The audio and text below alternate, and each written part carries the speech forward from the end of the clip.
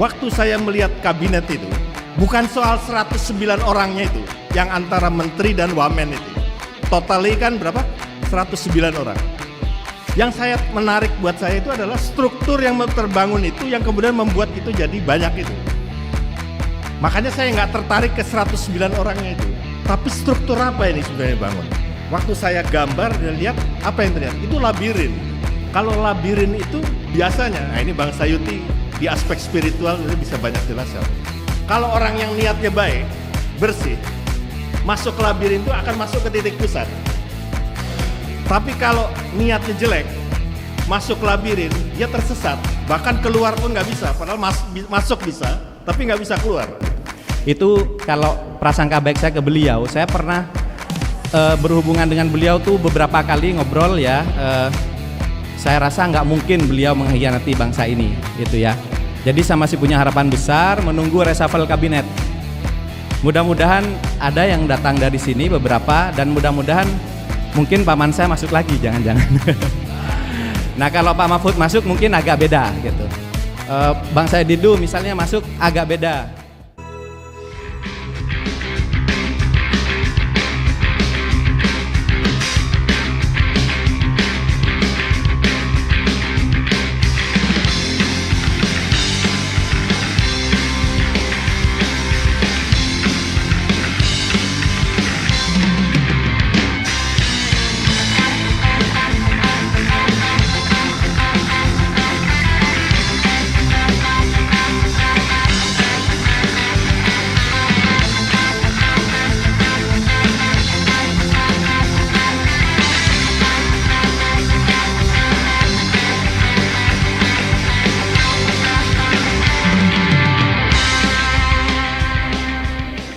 Baik, terima kasih Bang Refli, Bapak Ibu dan teman-teman sekalian. Assalamualaikum warahmatullahi wabarakatuh.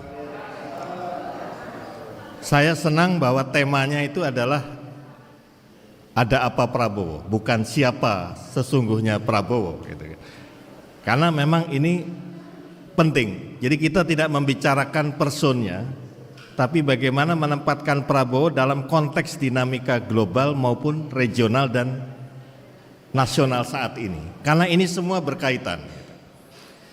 Maka dari itu ketika kita bicara dalam konteks tema yang kita sederhanakan tentang ada apa dengan Prabowo, sebetulnya kita nggak bisa bicara tentang Prabowo hari ini atau 2014 dan 2019 saja, tapi kita harus melihat dalam satu tarikan napas dengan peristiwa 98 ketika Pak Harto lengser.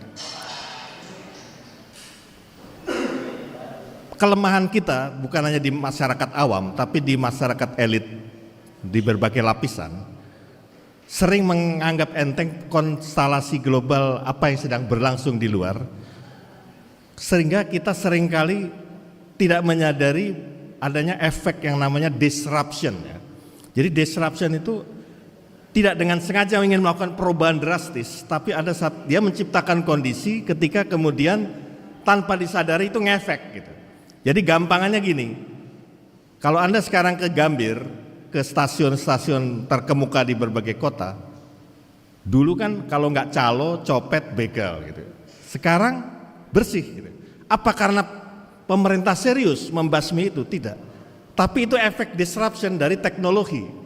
Ketika kita misalnya bisa memesan kereta dengan apa namanya online atau Traveloka kalau segala macam itu hilang udah gitu. Nah, cuma di dalam konteks politik ini yang seringkali diabaikan, tahu-tahu kita jadi korban gitu kan. Menjelang Pak Harto lengser, apa yang terjadi dalam konstelasi global? Kita nggak usah melihat dalam arti politik internasional ya, karena itu memang mungkin yang khusus mengkaji hubungan internasional.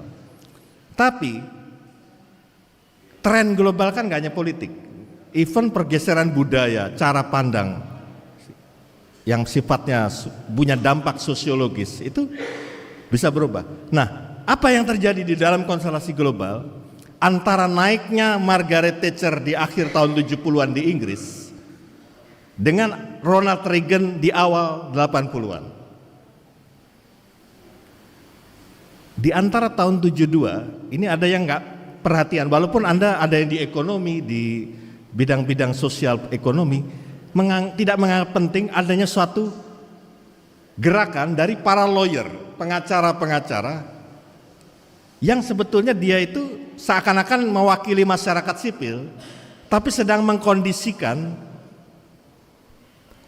korporasi-korporasi besar dunia, terutama yang beroperasi di Amerika, baik di minyak, di tambang batu bara, di mineral, itu melalui lawyer-lawyer itu membangun satu rekomendasi, advokasi, supaya CEO perusahaan itu berhak ikut terlibat dalam proses politik.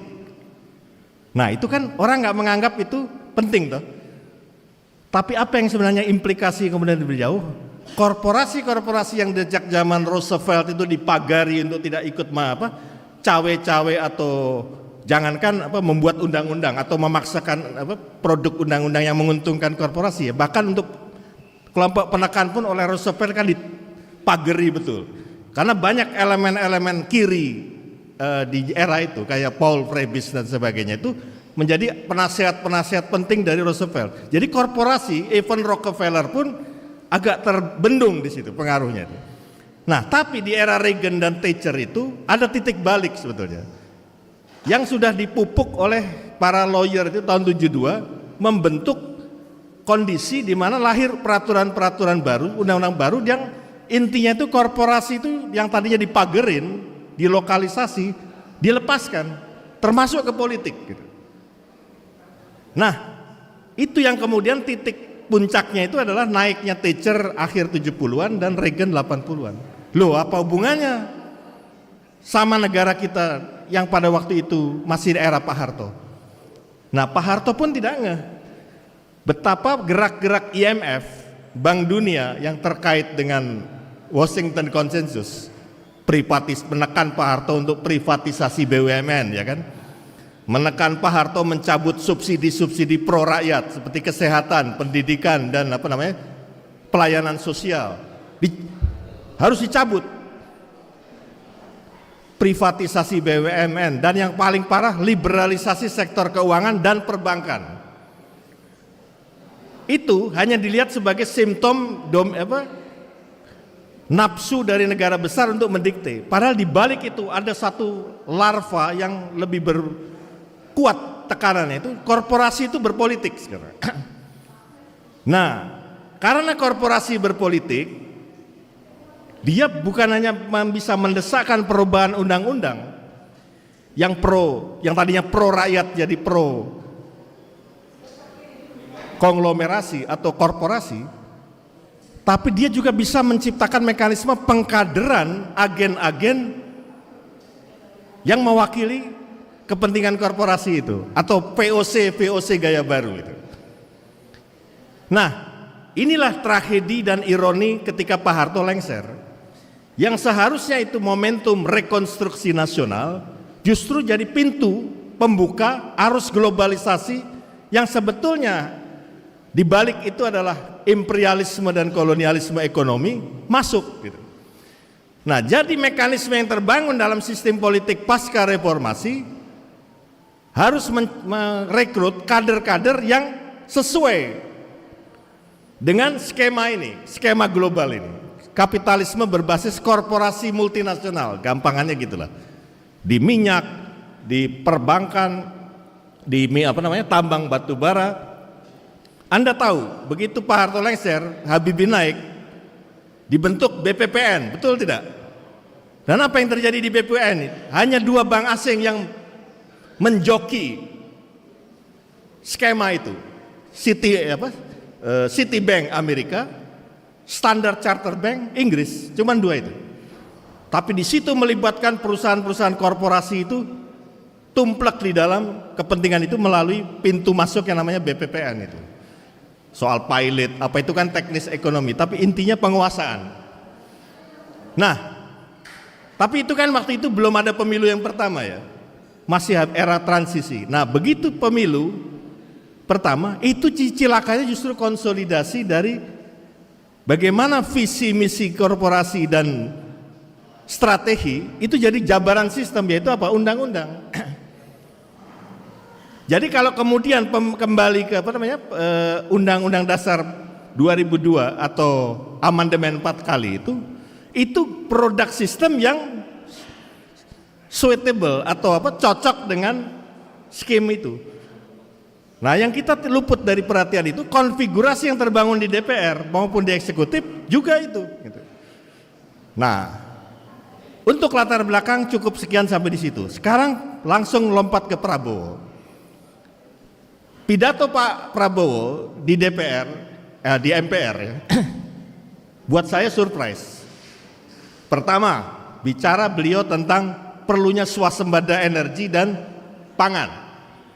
Nah, ini menjawab tadi pertanyaan yang menggelisahkan dari Bang Sayuti tadi, mana kontraskema? Sebetulnya itu kontraskema.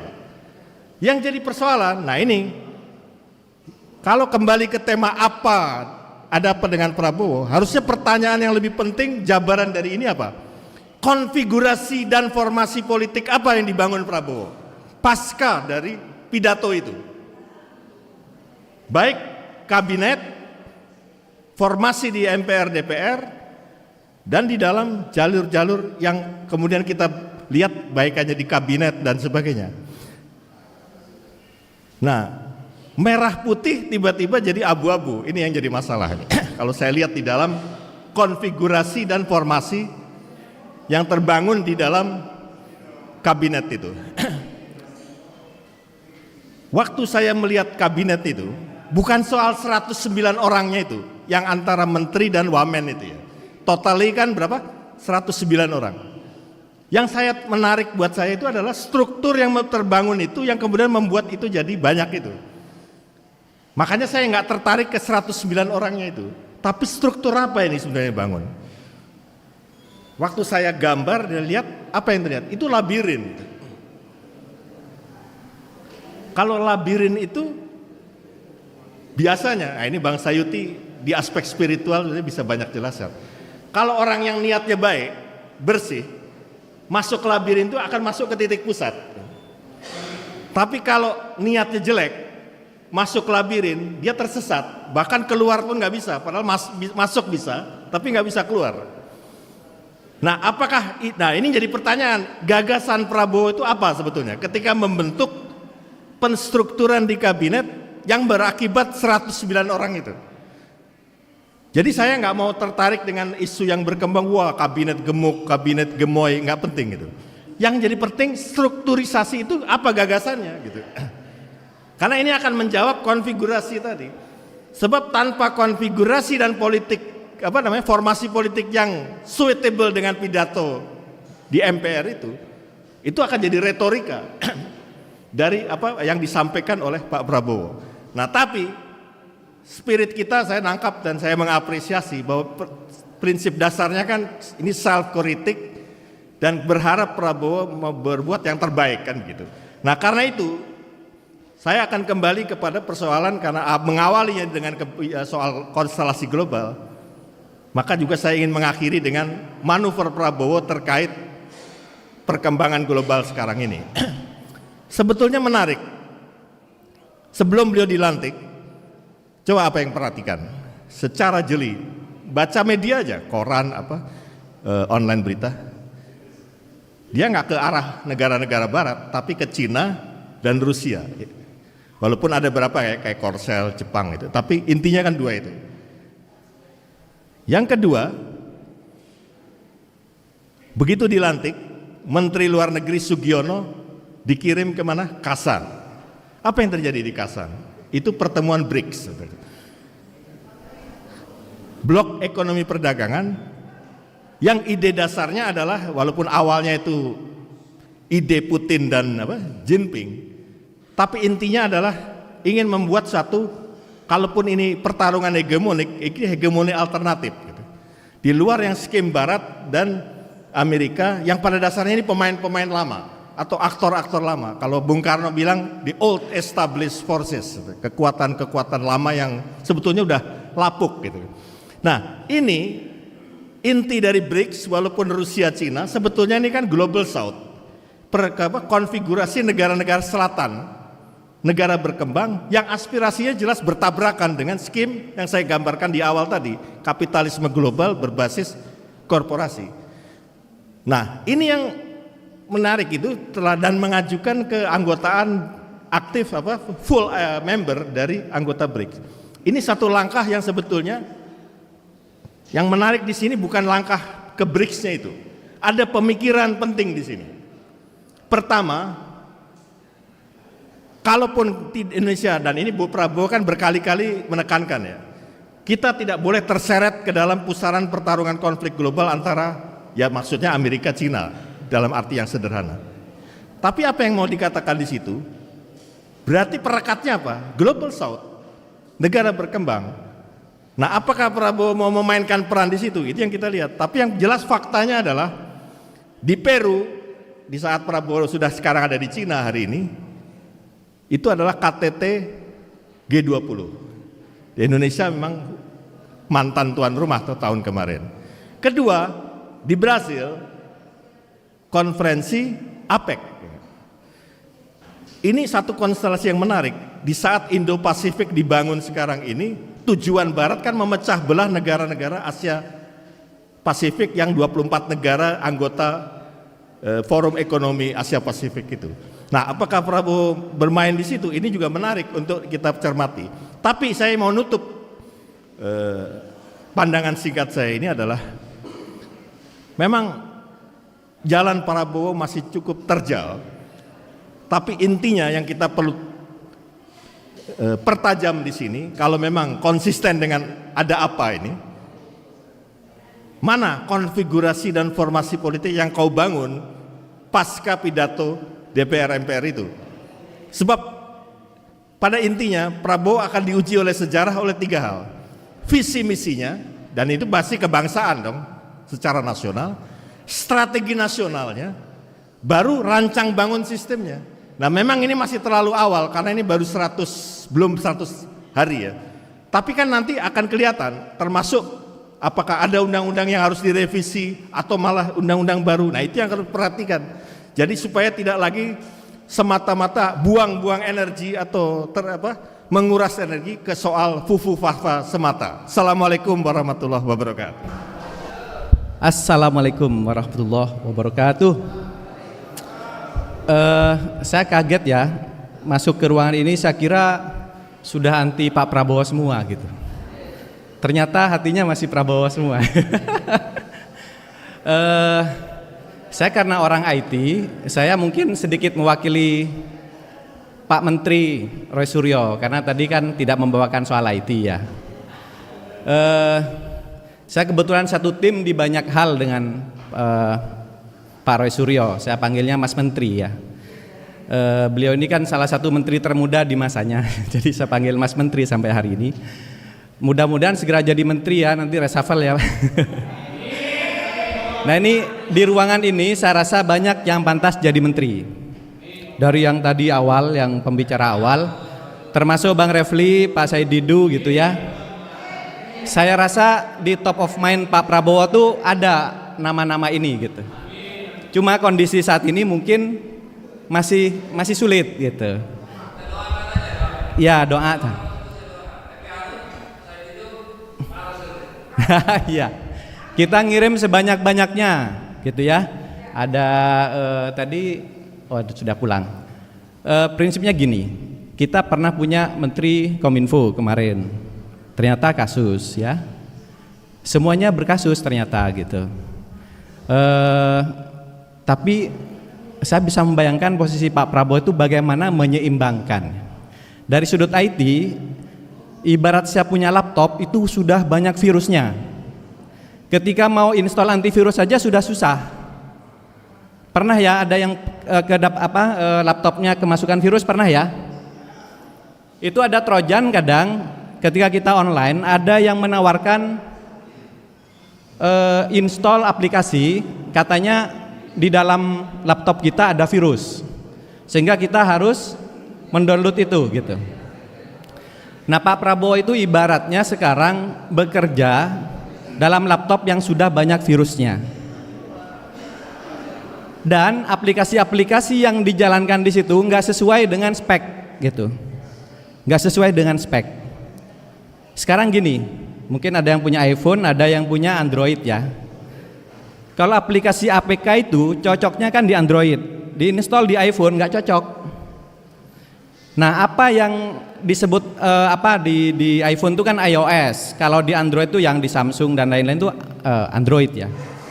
Aplikasi Apple diinstal di Android nggak cocok. Aplikasi Android diinstal di Apple juga nggak bisa. Nah, itu namanya operating system. Apa yang dipidatokan Pak Prabowo pada saat pelantikan itu adalah operating system. Sedangkan menteri yang dilantik itu adalah aplikasi yang dijalankan di atas operating system itu. Bisa kompatibel, bisa tidak. Gitu ya. Kalau saya install aplikasi game dalam satu platform atau dalam satu hardware yang hanya RAM-nya 4 giga, itu nggak bakal jalan hari ini. Gitu. Terus kenapa dipaksakan misalnya? Ya tadi itu sudah install di dalam, sudah ada. Gitu. Jadi kita tuh seperti memberikan Pak Prabowo sebuah laptopnya sudah diisi dengan berbagai program, sudah banyak trojannya, sudah banyak virusnya. Mau install antivirus saja sulitnya minta ampun. Tapi itu bisa sebenarnya kalau ada antivirus yang memang canggih dan memang dia memang antivirus, bukan pembuat virus. Bukan pembuat virus yang membuat antivirus gitu. Caranya memang harus yang license. Kalau bicara misalnya penegakan hukum, ya kasih ke yang ngerti hukum. Mau mengatur Kominfo, kasih ke yang ngerti Kominfo. Di sini ada Pak Menteri, calon Pak Menteri kan. Yang ngerti gitu loh. Jadi dari urusan bagaimana tingkatan user sampai tingkatan hackernya tuh paham gitu. Ada orang yang cuma paham di tingkat user, dia nggak ngerti di belakangnya diceritain apa aja oleh yang dibilang ahli itu dia percaya. Oh sudah dihapus katanya, sudah dicegah semua situs judol misalnya, judi online. Menurut cerita seperti itu dia percaya karena dia nggak ngerti tinggal hackingnya, tingkat aras paling bawah atau paling atasnya gitu. Jadi kalau dalam programming aras paling bawah tuh justru paling tinggi gitu. Tapi untuk bahasa umum itu paling atas gitu. Jadi seorang menteri itu harus ngerti semuanya. Kalau bicara hukum tata negara misalnya Bang Refli, kalau tiba-tiba dikasih ke Bang Edi walaupun narasinya sama, bakalan banyak perkeliruannya. Tapi kalau bicara cara dakwah, cara jurnalistik, kasih ke Bang Edi gitu. Walaupun Bang Refli juga bisa kan jurnalistik kan, tapi pasti ada keahlian-keahlian. Nah di sini Pak Prabowo menurut saya memang dalam susunan menteri masih mengkhawatirkan gitu. Nah jadi kalau diibaratkan dalam sistem IT itu tidak kompatibel antara operating system dengan hardware-nya dengan aplikasinya gitu. Nah operating system Pak Prabowo ini kan operating system UUD 45 versi tahun 1945. Tapi pelaku-pelakunya itu kompatibelnya dengan Undang-Undang Dasar 2002 atau 2024 yang kemarin setelah dirusak oleh MK gitu ya. Jadi ini semua menurut saya dalam kesadaran Pak Prabowo. Jadi kita masih mendoakan semoga Pak Prabowo tahu caranya memberantas virus-virus ini. Kalau dalam logika antivirus sebenarnya virus itu bisa dikarantina supaya ketika dibuka langsung dicegah. Ketika dia bekerja langsung dicegah. Itu antivirus dalam sistem karantina yang bisa dijalankan di sistem antivirus. Tapi mendapatkan antivirus itu memang harus betul. Gak bisa hanya download sembarangan dari link yang gak jelas gitu ya, atau yang bajakan gitu. Nah yang proper saya kira banyak di negeri ini yang paham gitu ya. Dan saya rasa kalau lihat di struktur pilkada di bawah sebenarnya masyarakat itu tidak sefufu-fafa kemarin sebetulnya. Jadi sekarang di bawah itu nggak ada tuh yang bawa-bawa nama fufu-fafa untuk menang, gitu. Artinya kemarin itu murni mungkin pragmatis gitu ya. Mungkin Pak Prabowo pun menilai oh ini cara satu-satunya untuk menang gitu. Itu kalau prasangka baik saya ke beliau, saya pernah berhubungan dengan beliau tuh beberapa kali ngobrol ya. Saya rasa nggak mungkin beliau mengkhianati bangsa ini gitu ya. Jadi saya masih punya harapan besar menunggu reshuffle kabinet. Mudah-mudahan ada yang datang dari sini beberapa, dan mudah-mudahan mungkin paman saya masuk lagi, jangan-jangan. Nah kalau Pak Mahfud masuk mungkin agak beda gitu. Bang Said Didu misalnya masuk agak beda. Mungkin Menkumham dikasih ke Bang Refli juga akan beda banget gitu. Nanti untuk lembaga kepresidenan Bang Edi aja yang pegang. Gitu. Jadi banyak orang hebat di sini, bahkan 2014 2019, dan itu jauh lebih ideologis daripada yang sekarang ada di lingkaran sana gitu. Yang di lingkaran sana saya rasa Pak Prabowo juga mengukur gitu ya, masih bisa dikendalikan apa tidak, tergantung sistem antivirus Pak Prabowo yang diinstal saat ini seperti apa. Memang paling aman install ulang Windows-nya kalau yang pakai Windows. Itu saja dari saya sudut pandang operating system dari hardware dalam sistem IT. Jadi Pak Prabowo tinggal cari antivirus yang baik supaya tahu kalau ada yang mencoba melakukan pengrusakan sistem gitu ya, itu langsung auto detect gitu. Termasuk tadi saya keluar negeri tapi hubungi saya langsung. Nah itu kan termasuk salah satu jurus dari antivirus. Sekian dulu. Assalamualaikum warahmatullahi wabarakatuh. Makasih Bang Refli. Waalaikumsalam warahmatullahi wabarakatuh.